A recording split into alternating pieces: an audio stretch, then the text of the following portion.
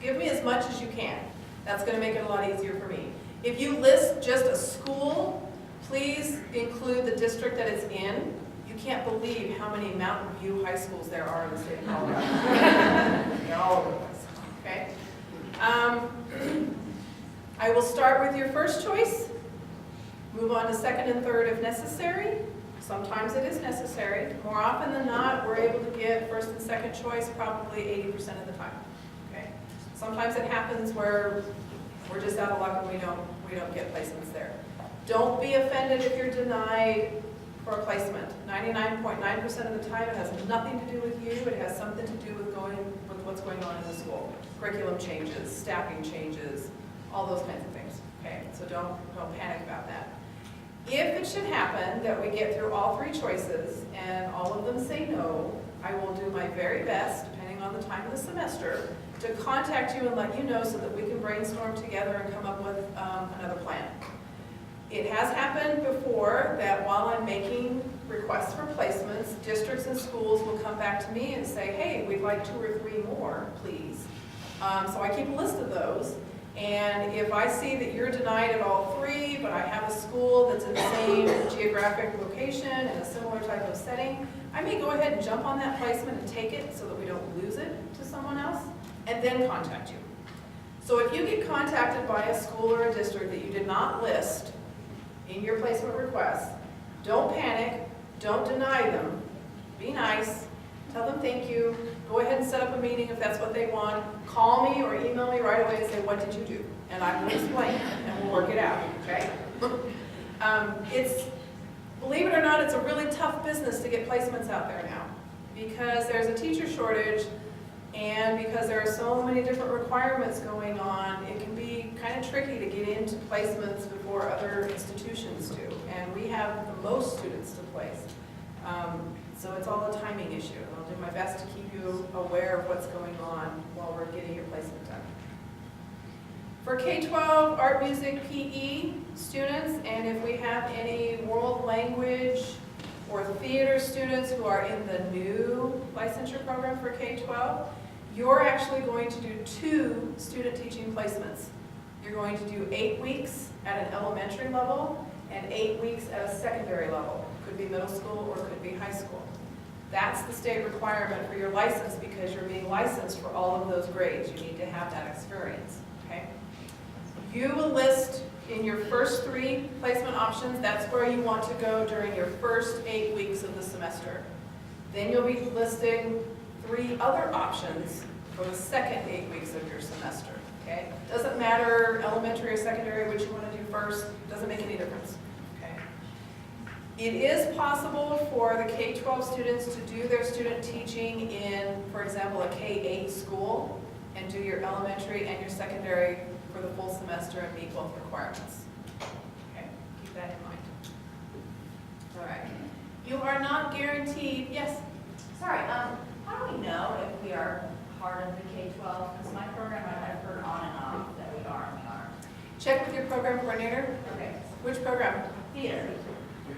I have yet to see one, so you may be the first, but check with Dr. Shetler. Technically, she says that we're switching to K-12, but then we're not, so I don't, okay, I'll ask. Yeah, it depends. Yeah, it depends. Okay. You are not guaranteed any of your choices. I'm sorry. It's beyond our control. As Dr. Wong said, we are guests in the schools. We rely on them to provide this to us. We cannot dictate to them what they will or won't do and who they will take and when they will take them. You are guaranteed a placement. I have never had anyone not get placed. Well, that's not entirely true. I had one.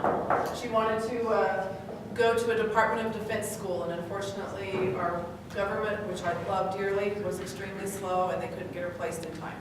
So there was one that had to delay. Otherwise, we've never not placed someone. If we get a placement for you that is confirmed and you choose not to accept it, that's your right. If you choose not to accept a confirmed placement, you lose your guarantee of getting a placement for the fall semester. Now that doesn't mean I'm going to give up on you. I will do my very best to find you another one, but I can no longer guarantee that you're going to get one because I've got 399 others of you who also need placements still. Okay? Yes?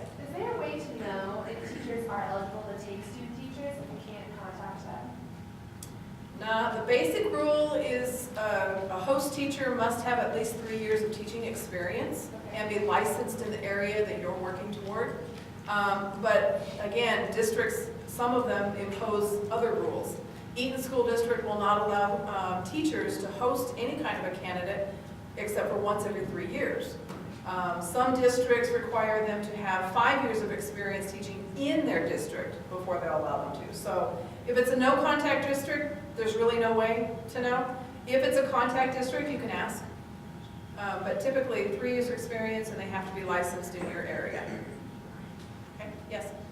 If you list a specific, like teacher in a school district, can you then also say, if not that specific teacher, I would still rather be in this school? Absolutely, definitely. Like, because that's all one choice. Like, Yes, that you can do school, that. teacher, but if not, prefer this. And there is a section for comments or special requests in that survey. You can add any other kind of helpful information in there. Please include, I'm requesting this district, but my sister is at such and such school, I can't go there. Just let me know that up front. Okay. Any other questions about placement? Yes? How do you know if it's a contact district or not? If they're not listed on the do not contact, then it's okay to contact. Okay. Yes? Are there any rules about student teaching at a school that you attended? This is a fun one. For elementary, it doesn't matter because you left there so long ago, there's probably no one left there still who would remember you. For secondary level, if you graduated there more than 4 years ago, it's probably not a problem. But we would prefer that you not go back to your high school, especially if you graduated within, 4 years, because it's difficult for them sometimes to separate viewing you as a student as opposed to viewing you as a professional. So it makes it tricky for you. Yeah. Do you know anything about the bilingual, bicultural endorsement on top of ESL? Yes. So are we supposed to student teach it like a dual language or? The rule for those of you who have an ESL endorsement only is that you must be placed in a school with some ELL population. Most schools in Colorado have some ELL population, okay? The rule for if you are ESL and bilingual endorsed, you have to be in a classroom with ELL students. Classroom has to have it, but it doesn't have to be like a bilingual school. No.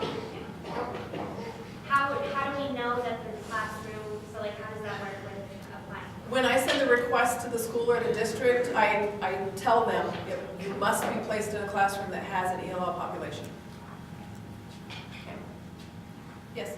Can we contact the schools when we're researching to ask them questions? As long as they're not a no-contact district. Okay, you can. Yes.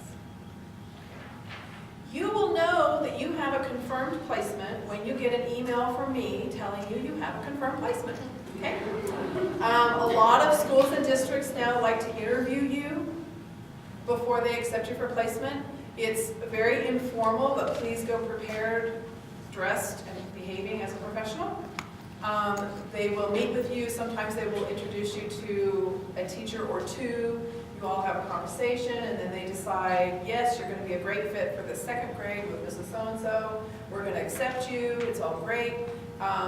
You can get a little bit excited if that happens, but don't get really excited until you get the confirmation email from me, because we have to make sure we've gone through the district, and that it's been approved, and that they've signed the paperwork and all of that. Okay.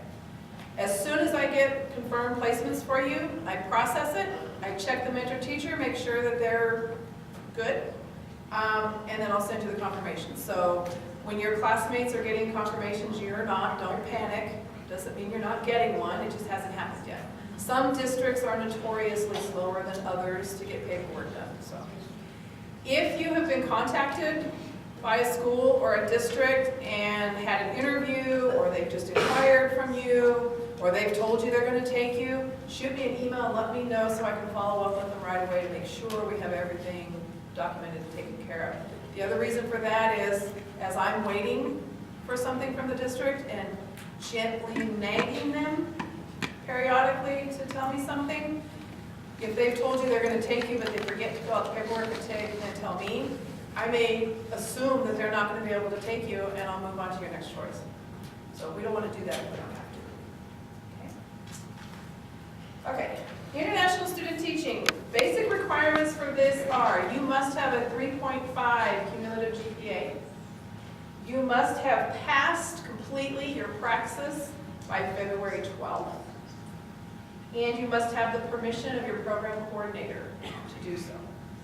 Currently, these are the schools where we're able to place Thailand, China, Ireland, Spain, and New Zealand.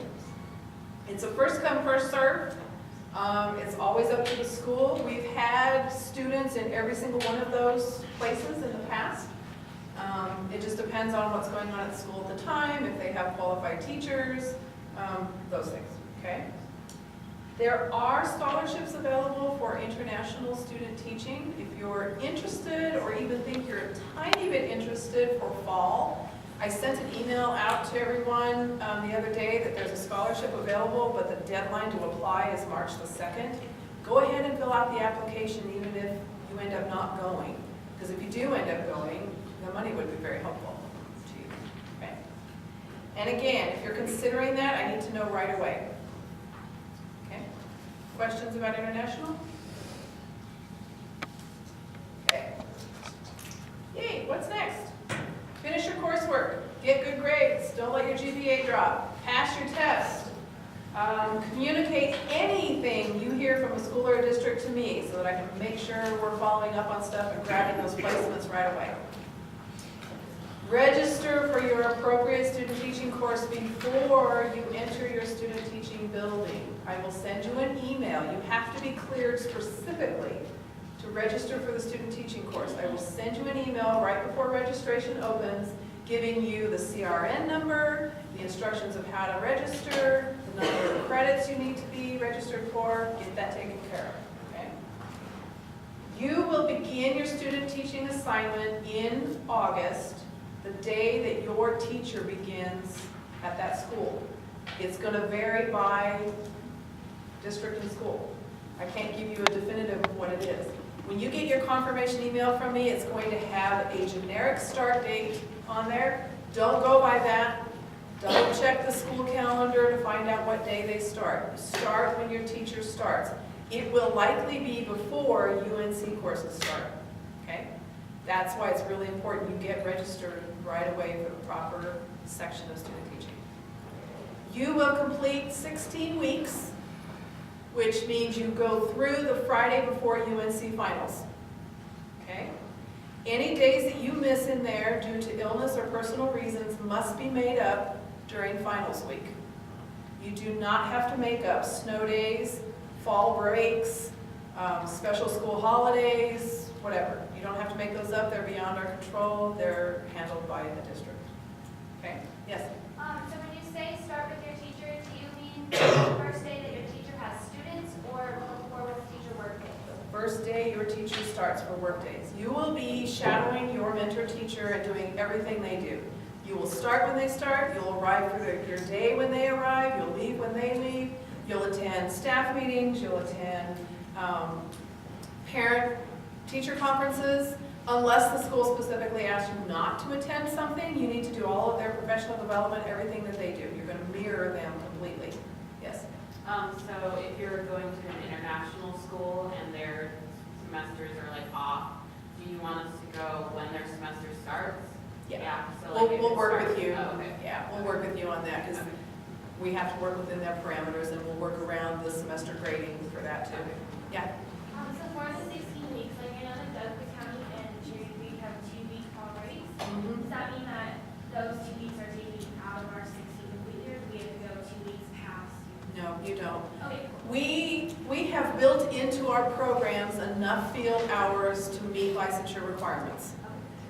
If we were to start listing specific hours and times and days, it would be crazy because every school and district does something different. So be assured that wherever you're placed and whatever program you're in, we have guaranteed that you've got the hours that you need as long as you follow that basic rule. Start when your teacher starts, go through the Friday before finals week, make up any personal days missed. Okay? For K-12 split placements, You're gonna start your first 8-week placement the same way. Whatever day your teacher starts, you start, you'll go 8 weeks from that, through that Friday. Your next placement will begin the following Monday, and will go through UNC's, the Friday before UNC's finals week. That may not count out to be exactly 8 and 8. It may be a little fuzzy, that's okay. Okay? Does everybody understand that? Okay. Yeah, so a couple of things. I know we're running right up against time schedule here, but be thinking a little bit. You have lots of resources around UNC. We have terrific master's programs. If you have any questions, see that guy. John Shaw's in the front. He works with students in their master's degree programs. Also consider that you may not be CLD now, but there's pending legislation that may make everybody be CLD within your first 3 or 4 years of teaching. So we have those master's programs out there, and we are a resource for you. And we talked about the international teaching opportunity. Any quick questions?